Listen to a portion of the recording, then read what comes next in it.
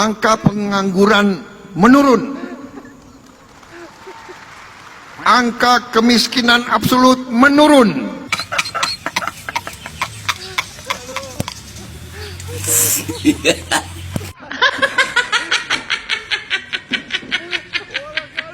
Apakah kalian masih menganggap Pak Prabowo dan Pak Jokowi itu adalah dua orang yang di dalam kepentingan politik berbeda? Saya bilang enggak. Pak Prabowo dan Jokowi itu adalah satu kesatuan di dalam kepentingan politik.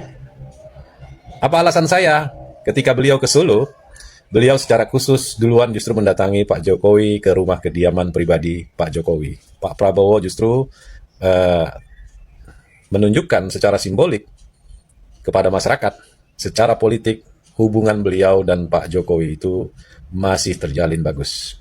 Jadi kita, masyarakat yang selama ini kritis, janganlah pernah berpikir dan berharap ketika Anda berjuang, penguasa hari ini akan mendukung Anda. Berjuanglah kita, tetaplah kita semangat, dan jangan pernah akan berharap penguasa hari ini akan berada di sisi Anda. Itu tidak akan pernah terjadi. Saya hanya ingin membantah, banyak orang berspekulasi mengatakan, hubungan politik Pak Prabowo dan Jokowi sesungguhnya sudah tidak sejalan lagi. Anda harus paham tentang itu, bahwasanya beliau masih satu kepentingan yang sama di dalam kepentingan politik. Assalamualaikum warahmatullahi wabarakatuh. Nah, Prabowo ya lagi mendapat sorotan netizen di sosial media. Di dalam penutupan Kongres PSI, Prabowo berpidato kembali lagi menuduh rakyat demo Indonesia gelap dan kabur aja dulu direkayasa, dibiayai koruptor ya. Lagi-lagi Prabowo ini ya membuat sentimen-sentimen yang selalu menyinggung rakyat ya. Jadi sepertinya memang kalau kita lihat Prabowo ini ya menurut netizen tidak beda jauh dengan Mulyono. Jadi banyak netizen di sosial media sangat menyayangkan statement Prabowo ya, secara tidak langsung Prabowo ya menggambarkan dirinya anti kritik dan tidak menyukai sesuatu yang berbau demo dan kritik terhadap pemerintahannya. Jadi kalau kita lihat setiap pidato Prabowo itu ya selalu menuduh rakyat ya, apalagi kemarin ngatain rakyat endas mula. Kedatangan Prabowo ke Solo dan ke rumah Jokowi kelihatannya bukan sebagai seorang presiden, malah sebagai anak buahnya Jokowi. Kelihatan banget dia melaporkan, dan ini ditulis di Kompas TV, melaporkan tentang lawatannya dari luar negeri ya. Jadi sepertinya ya dia sebagai anak buahnya Jokowi, dan ini cukup menyedihkan. Bahkan netizen ya membandingkan, tidak bertamu juga ke SBY, kan SBY juga mantan wakil presiden. Kenapa ini sangat berbeda dengan Jokowi? Apakah karena memang ya Jokowi ini memegang rahasia Prabowo sehingga Prabowo pun begitu tunduk kepada Jokowi? Baik ya, coba kita dengar beberapa komentar netizen ya. Koruptor-koruptor itu yang biayai demo-demo itu. Indonesia gelap. Kalau memang benar Pak, koruptor-koruptor itu yang mendanai para pendemo, bagaimana Pak kalau besok Bapak sahkan aja undang-undang perampasan aset? Perpukan aja Pak, supaya tidak ada lagi orang-orang demo. Bapak juga aman, gak ada yang mendemo Bapak lagi ya. Itu kayaknya lebih bagus. Pasti masyarakat Indonesia akan mendukung Bapak.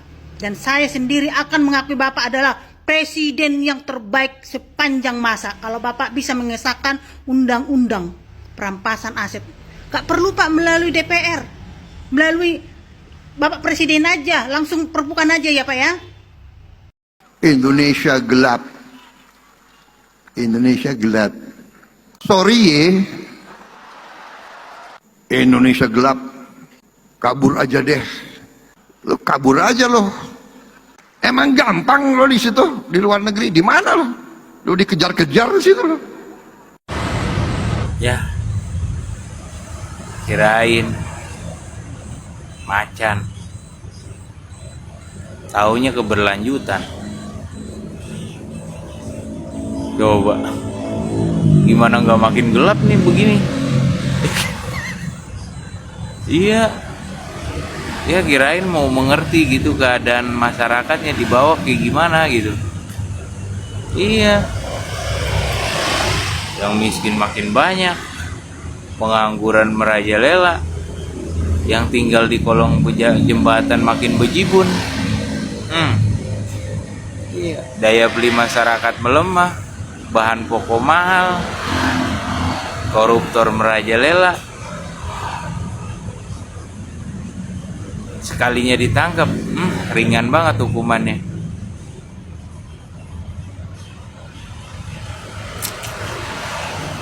Gimana nggak makin gelap Indonesia? Iya Pak, gelap itu bagi kami Pak, rakyat. Ya buat Bapak sama jajaran kabinet mah terang Pak kehidupannya. Gimana nggak terang? Jabatan aja rangkap. Udah wakil menteri, komisaris BUMN juga. Yuh, gimana nggak terang benderang itu? Coba lihat di bawah, gelap gulita. Sebelum melawan Anies, saya adalah orang yang mendukung Pak Prabowo karena lawannya Mulyono. Ya, pada saat itu saya merasa Pak Prabowo lebih baik daripada Mulyono. Tapi ketika melawan Anies, saya berpendapat bahwa Anies lebih baik dari Pak Prabowo. Melihat pidato kemarin Pak Prabowo yang nyindir-nyindir orang yang demo ya, yang dikatakan bayaran dan sebagainya, Pak sebaiknya introspeksi. Lawan Bapak dulu itu loh yang sering bayar-bayar buzzer. Nah sekarang Bapak sudah memimpin, memfitnah kami sebagai orang-orang yang dibayar. Bapak sudah mulai ketularan Mulyono. Halo guys, sudah lihat video yang ini kan? Kabur aja deh. Lu kabur aja loh. Emang Ya, ini gampang adalah lo di situ di luar negeri. Cuplikan Gimana pidato lo? Pak Prabowo di Kongres PSI. Ya, kira-kira apa ya bedanya pidato beliau saat kampanye sama sekarang setelah jadi presiden?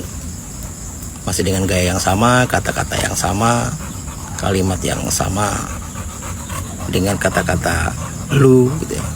Mau kabur aja lu. Sementara kemarin saya pernah di komentari nih, katanya waktu saya membahas soal Gibran, kenapa panggil Gibran? Dia kan presiden, wakil presiden, meskipun masih muda, jadi harusnya panggilnya Pak gitu. Harus sopan gitu. Padahal saya nggak ada niat menghina atau apapun ketika menyebut Gibran itu. Ya lalu gimana kira-kira komentarnya dengan Prabowo ini? Apakah nggak apa-apa kalau seorang presiden bicara seperti ini? Bayangkan jika seorang anak kecil melihat presidennya bicara dengan kalimat seperti ini. Ya, tapi ya begitulah. Memang sepertinya nggak ada yang berubah. Dan sepertinya sudah kita duga bahwa ya akan seperti inilah jadinya presiden kita. Nah, tapi saya juga menyoroti soal nil empatinya para pejabat kita yang joget-joget, tari.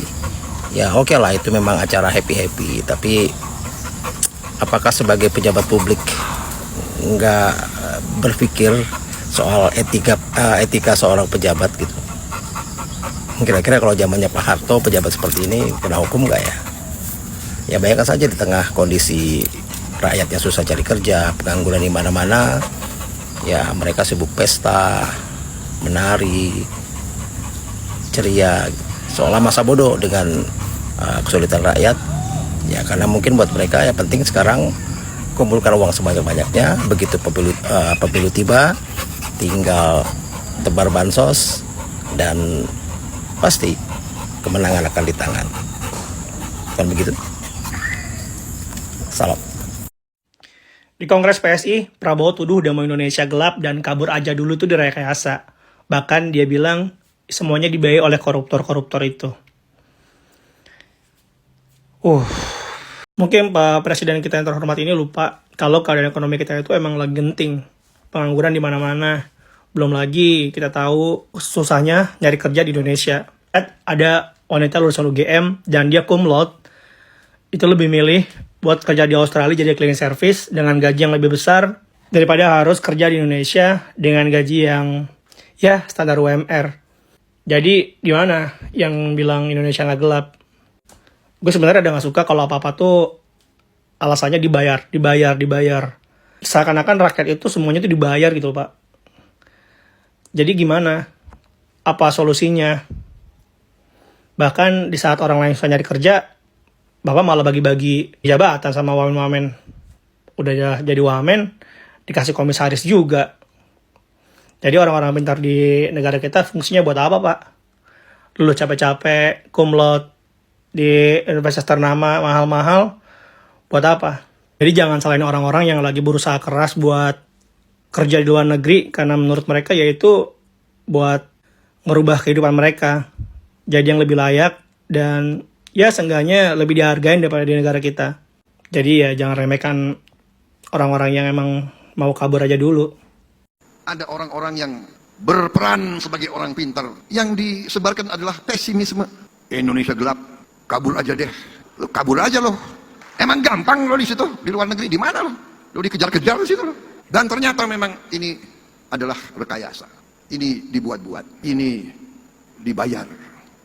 Oleh siapa? Oleh mereka-mereka yang ingin Indonesia selalu gaduh. Indonesia selalu miskin. Siapa Pak? Orang yang pengen Indonesia selalu gaduh, orang yang pengen Indonesia selalu miskin. Siapa? Tunjukkan Pak. Pak, kalau ada narasi-narasi Indonesia gelap, Indonesia buruk, ekonomi buruk, nggak baik, pejabatnya buruk, itu nggak dibayar Pak. Nggak dibayar, termasuk saya. Mengkritisi pemerintah nggak ada yang bayar Pak. Kalau ada yang bayar, saya tidak mungkin konten sendirian. Pasti saya meng-hire videographer Pak, karena sudah punya uang, ada yang bayar. HP-nya juga sudah bagus Pak, kualitasnya nggak gini, karena sudah punya uang Pak. Memang ya, Bapak ini selalu mencari kambing hitam atas demo-demo yang ada, atas ujaran-ujaran, oh bukan ujaran sih, ucapan-ucapan tentang Indonesia gelap, Indonesia nggak baik, Indonesia ginilah. Nggak boleh lah Pak ya. Masyarakat ngomong Indonesia itu sekarang gini, gitu, itu jujur dari hati nurani Pak, kejujuran. Memang keadaannya seperti ini, Indonesia ekonominya sulit, ya lapangan pekerjaan sulit, kemiskinan di mana-mana. Ya berantakan lah itu Pak, bukan niat orang jahat Pak. Yang jahat itu malah pejabatnya Pak. Jujur Pak, yang jahat itu pejabatnya Pak. Mulai dari tingkat daerah sampai pusat, pejabatnya jahat Pak. Karena apa? Membiarkan rakyat melarat. Tapi dirinya, kelompoknya, keluarganya dibuat hidup enak. Ya kan? Kepala BPS lapor ke saya, angka pengangguran menurun, angka kemiskinan absolut menurun. Ini BPS yang bicara. Apa? Pengangguran menurun dan kemiskinan juga menurun? Nggak mungkin nih ye. BPS ngasih data ke Bapak tidak valid, salah. Mungkin mereka asal Bapak senang. Kalau mereka jujur, takut dicopot jabatannya. Pak, pengangguran setiap tahun semakin naik. Tahun 2024 pengangguran 7,2 juta. Tahun 2025 pengangguran 7,28 juta. Naik 83.000. Wow. Apanya yang turun, Pak? Itu sesuai data loh, Pak. Terus, soal kemiskinan, Pak. Dari mana turun, Pak? Tahun 2025 semenjak kepemimpinan Bapak Prabowo, banyak PHK, ya kan, banyak pengurangan pekerjaan, efisiensi anggaran. Apanya yang menurun, Pak? Banyak yang makin miskin, Pak. Cuman datanya itu nggak ditulis secara benar. Takut masyarakat turun kepercayaannya kepada Bapak. Karena sesuai dengan data Bank Dunia, kemiskinan di Indonesia 60% loh, Pak. Ya nggak? Bapak ini di depan rakyat pidatonya seolah-olah Indonesia itu sudah bagus, sudah nggak ada pengangguran, sudah nggak ada kemiskinan, sejahtera gitu. Biar masyarakat apa milih lagi ya 2029 ya. Pak, kalau pidato yang jujur lah Pak ya, jangan bohong-bohong, nggak bagus. Pak, kalau memang angka pengangguran itu menurun, rakyat sejahtera Pak, nggak ada yang teriak-teriak di media sosial Pak, setiap harinya Pak, teriak-teriak di media sosial, dibungkam, diteror, udah. Sorry ye. Kekayaan kita luar biasa, tinggal kita bisa mengelola atau tidak. Kekayaan kita sangat melimpah ruah, mampukah kita mengelola atau tidak? Itu yang jadi pertanyaan. Berarti Pak, saya nggak salah memilih Pak Anies Baswedan. Ya Allah ya Rabbi, gini hari masih curhat Pak. Aku nggak salah kan pilih Pak Anies Baswedan. Pasti kalian mau komen, kalian menyesal kan? Terserah ya. Aku demi Allah, demi Rasulullah, aku bilang sama istriku, mama aku yang ada di kampung, semua udah aku bilang. 2029 jangan pernah salah pilih. Kalau Allah kasih kita umur yang panjang, saudaraku, semua berbagai macam suku, ras dan agama, jangan sampai salah pilih. Buatlah suara kalian semahal mungkin, ya. Kasih pilihan kalian ke Pak Anies Baswedan. Gak ada semua teman-teman. Mana ada Indonesia gelap? Mana ada pengangguran? Pengangguran menurun. Menurun kemana? Karena pinak. PHK di mana-mana. Orang jadi ojol. Orang pergi ke luar negeri untuk mencari pekerjaan. penambangan di mana-mana, lapangan pekerjaan nggak disediakan, gaji buruh kasar nggak masuk akal. Itulah Indonesia. Jadi ini pelajaran penting bagi masyarakat agar ke depan kalian nggak betungki hijau. Assalamualaikum. Kabur aja deh. Lu kabur aja loh. Kabur aja dulu ke Yordania. Dan ternyata memang ini adalah rekayasa. Ini dibuat-buat. Ini dibayar. Oleh siapa? Oleh mereka-mereka yang ingin Indonesia selalu gaduh. Indonesia selalu miskin. Tuh kan, nggak jelas ya, masih blunder gitu. Harusnya jelas dong ya, contohnya seperti ini misalnya, dibiayai oleh oligarki. Nah, itu baru jelas ya gitu. Terus yang sekarang menjadi oposisi itu ya, itu dulunya pernah mendukung Bapak ya. Jangan lupa ya, yang sekarang jadi oposisi itu dulunya mendukung Bapak loh ya, termasuk saya. Saya juga jadi ngerasa apa ya, kecewa gitu, nyesel loh ya. Dulu 2019 sempat mendukung Bapak gitu. Untuk kayak gini ya mendingan waktu itu ya golput aja gitu loh ya. Ternyata memang sama aja ternyata gitu kan ya, 11-12 sama Mulyono ya. Prabowo sambangi rumah Jokowi setibanya di Solo. Kayak kacung ngadep ke Paduka ya. Laporan deh kayaknya ini. Udah bukan macan Asia guys, tapi macan ompong. Ih, boneka Mulyono banget. Udah tunduk, takut lagi. Malu. Hidup Jokowi! Ya mungkin gelarnya banyak. Semua dikomentari. Bapak Presiden kita ini ya suka berubah-berubah. Ketika kampanye dia seperti superhero yang ingin menyelamatkan Indonesia, yang ingin melenyapkan koruptor, yang ingin membuat rakyat bahagia, tidak lagi terintimidasi, tidak lagi menderita, dan segala macam. Pokoknya semua keindahan-keindahan itu dia ucapkan ketika kampanye di depan rakyat.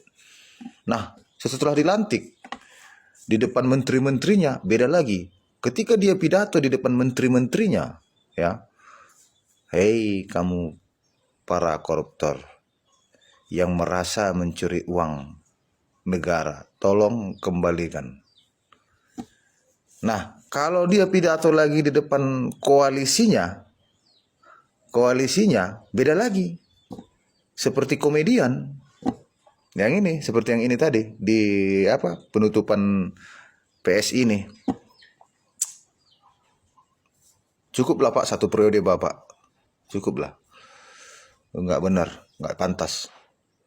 Kalaupun ada masyarakatmu, rakyatmu, dari yang tidak sekolah sampai profesor mengkritikmu, ya terima aja, berubah.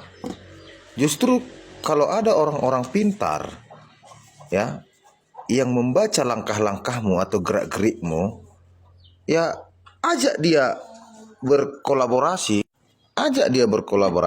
jadikan dia bagian dari pemerintahanmu ya. Jangan orang-orang yang menjilat Bapak jadikan menteri, wamen, komisaris ya. Sementara orang yang mengkritik karena dia paham situasinya, karena dia paham bagaimana ekonomi Indonesia ini, malah Bapak anggap sok pintar. Lihat Menteri Keuangan Bapak, asik bicara defisit. Asik bicara solusinya naikkan pajak. Sementara kementerian, menteri-menteri royal anggarannya. Mobil dinas hampir 1 miliar. Biaya perjalanan hotel 9 juta per malam, biaya makan 171.000. Naik gaji hakim, naik ini segala macam. Rumah dinas, ibahkan ke rumah dinas DPR menjadi hak menteri dan wamen. Apa itu? Semua menteri keuangan bicara defisit anggaran, tapi pemerintah boros belanja untuk kemewahan menteri-menteri Bapak. Mana itu? Jadi Bapak, apalah, justru Bapak kalau ada orang mengkritik, Bapak dengar, ya Bapak pikirkan, jangan Bapak anggap itu jadi musuh. Musuh Bapak itu ada di antara Bapak. Musuhmu ada di antaramu. Itu nanti yang menggigit Bapak. Itu nanti jadi pengkhianat. Ya, Bapak pilih penjahat-penjahat itu di sekitar Bapak, bukan orang-orang yang mengkritik Bapak. Yang mengkritik Bapak itu justru ingin memperbaiki langkah-langkah Bapak. Indonesia gelap. Lihat Bapak, berapa ratus ribu orang menangis setiap hari. Mencari keadilan, mencari pertolongan, mencari bantuan. Berapa juta orang kelaparan di Indonesia ini. Berapa juta orang tidak punya tempat tinggal di tanah yang kaya ini. Jadi Bapak bilang Indonesia cerah. Ya, di lingkungan Bapak Indonesia cerah. Di sekitar istana sangat cerah. Ya, sangat cerah. Bahkan kucing Bapak pun sangat cerah hidupnya. Tapi rakyat lihat, rakyat tidak mendapatkan pelayanan di fasilitas-fasilitas pemerintahan. Tidak mendapatkan pelayanan yang baik. Sementara kucing Bapak mendapatkan pelayanan terbaik dari negara. Itu aja.